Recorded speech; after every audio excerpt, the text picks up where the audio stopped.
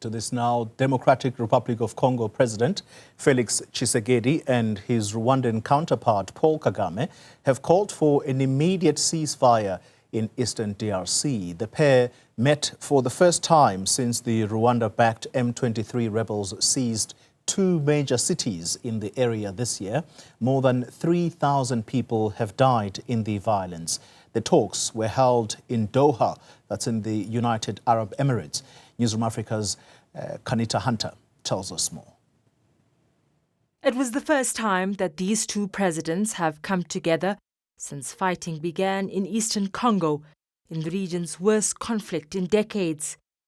In Doha, President Felix Tshisekedi and President Paul Kagame agreed that the ceasefire in the area should be immediate and unconditional.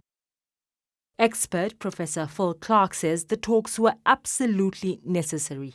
Congo has needed these two presidents to sit and to talk. On 3 occasions in the past, Kagame has gone to peace negotiations and Tshisekedi hasn't turned up. So what Qatar has managed to achieve in actually getting these two presidents in the same room to begin this process is a real breakthrough. Congo accuses Rwanda of sending arms and Rwandan troops to support the rebels, whose offensive has plunged eastern Congo into its worst conflict in decades. Rwanda says its forces are acting in self-defense against Congo's army and militias hostile to Kigali. Former Congo President Joseph Kabila says that peace in the region will depend on the actions of his successor, Tshisekedi. The problem is President Felix. The solution is President Felix. Now, how do you understand that? How do you turn that left and right? Up to you. But critical decisions have to be made.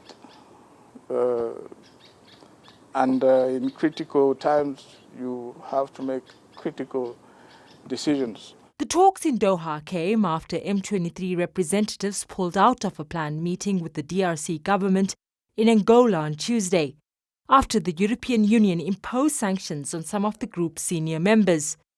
Tshisekedi and Kagame agreed on the need to continue the discussions initiated in Doha in order to establish solid foundations for lasting peace.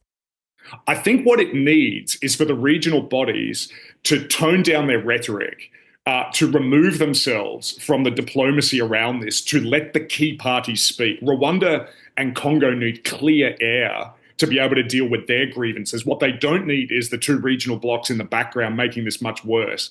While the Doha talks are not meant to replace peace initiatives in Angola, many believe that having these two leaders in a room agreeing to a ceasefire is the first critical step to secure peace in the violence-ridden eastern DRC. For Newzroom Afrika on Channel 405, I am Qaanitah.